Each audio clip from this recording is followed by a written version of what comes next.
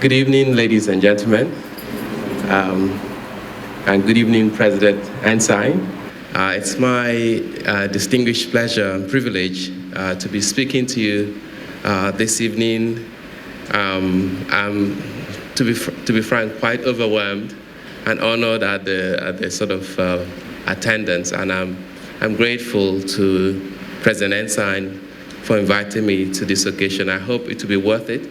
Just a bit of housekeeping point. I noticed that the title you have in your agenda is slightly different from what's on the screen. Yeah, but we made a change last night at 2 a.m.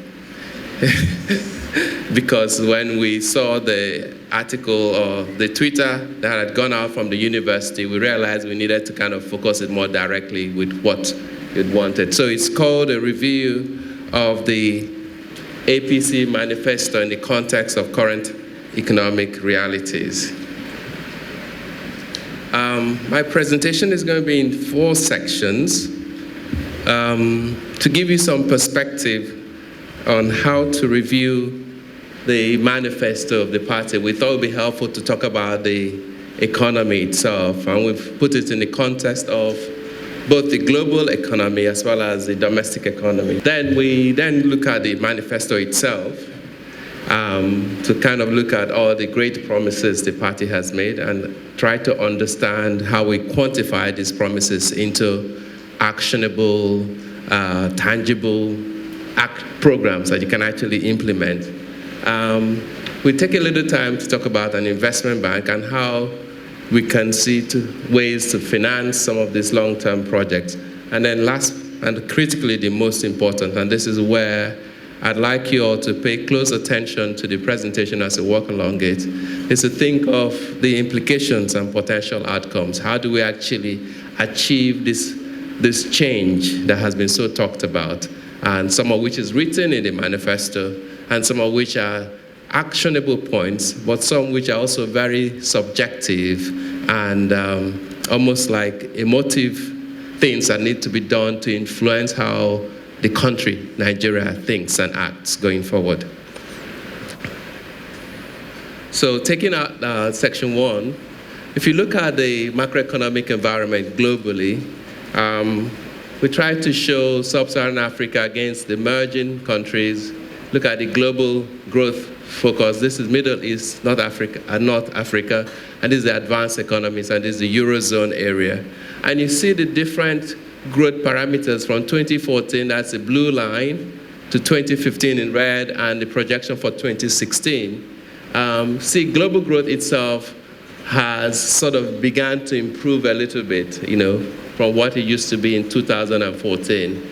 Advanced economies are also picking up, and this is particularly sustained by the US economy itself, and so, which is helpful, but it is actually a disadvantage for emerging economies. When the international guys are growing, it means that money wants to move to safer haven.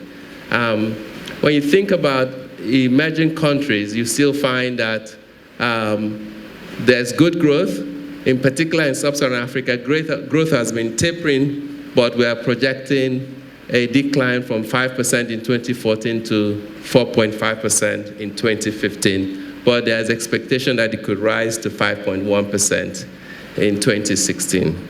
So that's just the perspective on world economic growth. When you look at Nigeria in particular, and see how external reserves have been acting, this is the level of oil, and the green shading is how external reserves have behaved relative to the oil prices. And you can see that we haven't been as prudent in this period when we had relatively high prices, looking at how much reserves we saved in the period from 2012 to 2013, see where we were in reserves. But the oil price has been relatively in that sort of $100 range, and yet we sort of managed to deplete all of it. Now that the oil price has crashed, it has severe implications for our economy. And today, our reserves, which was around 48 billion at the peak in 2013, is now just under 30 billion. It's currently at $29 billion. Coming closer to home, look at the interest rate environment. We have MPR, that's the monetary policy rate of the central bank. This is the rate that really determines how banks operate in terms of their lending activities, because the central bank sets the MPR. Once it sets it, then the banks then decide to create their rates around it. It can be obviously at a premium. Sorry, I have to go back here.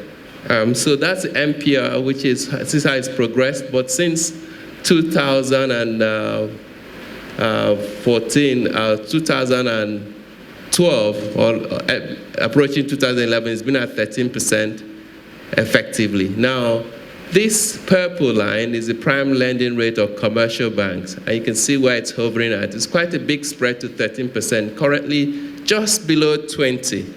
This is the average that commercial banks are lending, but the maximum lending rate is north of 25%. I mean, one of the things we've seen in Nigeria that, some people will ponder is that even when the MPR is low, like in this environment here, it's below 10%, it's about 8%. You can see that the prime lending rate is high. So there's no correlation between what rate the banks lend at, even when the benchmark rate goes down. And this is because there are other factors that affect how banks operate. And I'll come to some of those today. But Nigeria today is facing, in the banking system, the kind of challenges we face in the oil economy, where we produce oil, but we don't have petrol at home. If you look at the banking system, there's actually quite a lot of liquidity that the central bank has neutralized because it doesn't want to cause inflation. So the banks have money, but they cannot lend it, and so that's why the rates are still quite high. And the banks cannot make money from all that liquidity. So the interesting dilemma. Our inflation has remained reasonably flat and, below 10%. There was once a time when you talked about inflation in Nigeria, you'd be thinking, mid-double digits. But over the last few years, it's actually been well managed and is in single digits and trending downwards. Although we expect that the devaluation of the naira, the effect of the devastation of our farming lands by Boko Haram and the weather might create some food inflation that will then drive up the CPI index overall itself. And this is the profile of the federal government budget over the last 5 years, starting from 2010 to the 2015, which is a proposed budget. Bear in mind that this budget of 2015 has not yet been passed, so that's why we call it a proposed budget. But you can see that overall, our budget has hovered between 4 trillion naira. At the highest, it was about 5 trillion 2013, and the current year we are looking at 4.3 trillion. We have shown you what the medium-term expenditure framework suggests will be the budget for 2016, which is at 4.8 trillion. But it basically hasn't changed very much. We see in this budget 1.8 trillion naira is the amount going to be spent on recurrent expenditure. 0.6 trillion naira, which is exactly 1/3 of recurrent, is what we've put aside for capital expenditure. About 1.9 trillion naira is what we've earmarked for debt service, and I'll come to that in a moment. 400 billion naira is what we have for statutory transfers. Those include when we do derivation. Is anybody from the Niger Delta region here in this room? Yep, so you guys are the beneficiaries of some of these statutory transfers. So there's always a 13% derivation that is shared off the top, and some of those items are in there. And last but not the least, we have other, which is also a general pool of numbers. But interesting thing about Nigeria is that today the recurrent expenditure profile is running about 3 times the amount we put aside for capital expenditure. For a country that really needs to grow and develop and invest in its infrastructure, it is not the right signal. But the budget is even more difficult than that when you look at the detail. This slide tries to show you the revenue items in the 2015 budget. Again, for some of you who are doing economics, I'll just take the sections very quickly. The revenue items comprise oil and gas revenue, then you have non-oil revenue, and then you have VAT. Non-oil revenue is really custom duties, taxes that are charged by the federal government and the like. But value-added tax is applied on the goods and services that you buy across the country, and there's a different mechanism for sharing it. So when you look at the federal government's oil revenue, the total number for 2015 is projected at 6 trillion naira up there, but less cost of production because the government produces oil from a combination of joint venture companies like Shell Petroleum Development Company. That's a 60-40 joint venture between Shell and the federal government, where the federal government has 60%. So if you produce, then the earnings will be shared 60-40. But the other production numbers are coming from what you call production sharing contracts. In this case, the government doesn't own a stake in a company. They tell an oil company, go and produce the oil. When you finish produce, take out the cost of your production, and the balance, I'm going to charge you a petroleum profit tax of 80%. So when you combine all the different acreages of producing fields in Nigeria, we see a total revenue of 6 trillion naira, and then we'll see cost of production of 1.2 trillion.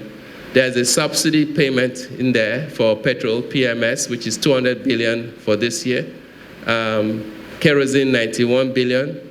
And then the derivation, 591 billion. When you take that out, then you see the net total of net oil after cost and deduction is 3.955 billion or 3.9 trillion. That's the total revenue bucket. Now, if you go to the non-oil side, you have 3.5 trillion naira there, less costs and deductions, and this will be the cost of running parastatals such as the customs, various government agencies that remit monies to the federal government. So you deduct their costs, and we have about 2 trillion naira there. Now, you then have, there's a sharing formula, FDN share of federation account or VAT pool is 840 billion. And then you come to the bottom, you see the total distribution of the revenues net to each section. Federal government is 3.3 trillion, states are 2 trillion, and the local governments are 1.5 trillion. So really, when you think about the money between the federal and the state, it's sort of like a 50-50 because the state governments actually control the money for the local government. So they will get together in a year 3.5 trillion, while the federal government gets 3.3 trillion. This is all coming from the budget for this year. But if you look at the federal side itself and look at all the federal government retained revenue of 3.6 trillion, 1.9 trillion of that's from oil, and 1.1 trillion of that is from non-oil, and then you have some independent on other revenue. Here is the breakdown, how we actually arrive at the budget number itself. So this is, the year's budget is a 4.3 trillion budget, proposed. Now, I then deduct my statutory transfers, and I deduct my debt service. The debt service number here is because the government continuously borrows, either short-term or long-term. In the short term, they could do things like treasury bills. In the long term, they could do some domestic bonds, maybe 3-year, 5-year, 10-year, 20-year maturities. They also do some international bonds. Nigeria has 3 tranches of bonds outstanding on the Eurobond market, varying from 5-year to a 10-year issue. So in the debt service, so there's a component of the money that bonds that are maturing. That means you have to repay the principal. You have to make provisions in the budget to repay that. But you also importantly have to service the debt. So if there's an interest of 10% on a $100 million issue, it means that every year you have to pay $10 million until the last year you repay the whole $100 million. So all that money is all included in the debt service, which you have to count. So the actual money left after you've taken out statutory transfers and debt service is really 2.6 trillion. Then we go back to this number of 1.8 trillion, which is personnel costs, ministries, departments, and agencies of government all together pay themselves 1.8 trillion naira. After that, we have overheads, which is, for running the offices, traveling abroad. Nigerian officials like to travel. The ESTA code might be inside this place, it's a lot of money. Then you have the provision for pensions, about 231 billion. And there's service-wide votes, 348 billion. And you deduct all of that, and what is left will be capital expenditure, 633 billion naira. But actually, by the time you get to this number, there's no money left. Because remember, our revenue is 3.6 trillion. To make the 4.35 budget number work, the government has had to do a deficit. This year is 755 billion. That means we went to the capital markets and borrowed 755 billion naira to add to the budget, to get to a budget of 4.357. And therefore, it means that, that all the money we are planning to spend on capital expenditure, we went to borrow it.